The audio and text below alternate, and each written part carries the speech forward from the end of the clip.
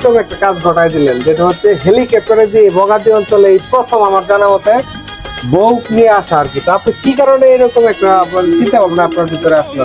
আমার অনেক ইচ্ছা আছে, আমি যখন সৌদি আরব থাকি তো অনেক মানুষই আমার কাছে কাছে বন্ধু বান্ধবে হেলিকপ্টার নিয়ে বিয়ে করে। তো আমার অনেক দিয়ে ইচ্ছা, তো আমরা তো এত বড় ব্যবসায়িক না, আমরা ক্ষুদ্র করে পয়সা কামাই। তো আমরা কিছু কিছু পয়সা জমা করে কইরা তারপরে আমি বহুত বছর পরে আমার এই মনের ইচ্ছাটা আমি পূরণ করলাম। অর্থাৎ শখের তোলা 80, আর এটা যদি পূরণ করতে হয় তাহলে মনে লাগে অনেক, মুখে আসে হাসি। আমার নাম সাইফুল ইসলাম, আমার নাম মফিজুদ্দিন। আজকে তা এই যে ব্যতিক্রম এক ঘটনা যেটা দেখলাম আমরা, এই বগাদি অঞ্চলের মানুষ ইতিহাসের সাক্ষী হয়ে রইলো। একটা সময় মানুষ বিয়ে শাদীর ক্ষেত্রে পালকি ব্যবহার হয়েছিল, ঠিক না?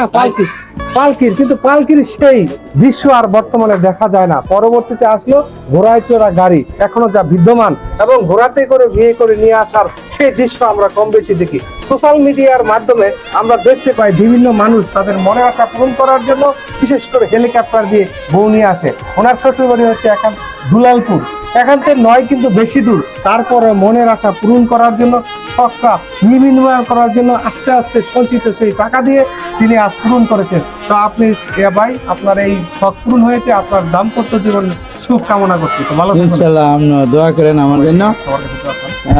ইনশাল্লাহ আমি যাতে ভালোভাবে চলতে পারি, দর্শকের কাছে আমি দোয়া চাই, আরো এরকম ভালো ভালো জায়গায় যে আমি যাইতে পারি, আর আমি ভালোভাবে চলার তৌফিক দিয়ে আল্লাহ, এরকম আমি দোয়া করি সবার জন্য। আমার পক্ষ থেকে এবং সবার পক্ষ থেকে ভাইয়ের জন্য রইল দোয়া, তিনি যেন কর্মক্ষেত্রে আরো সফল হয় এবং কর্মক্ষেত্রে যেমন আর্থিকভাবে আরো সচ্ছলতা হয় এবং সুস্থ থাকার মাধ্যমে যেন তিনি এই তার যে কর্ম রয়েছে সেই কর্মের মাধ্যমে তার পরিবার এবং সংসারকে সুন্দর করে। তার এই হেলিকপ্টারের মাধ্যমে এই বউ নিয়ে আসাটাকে সুন্দরভাবে সম্পূর্ণ হয়েছে, কোনো প্রকার দুর্ঘটনা ছাড়াই।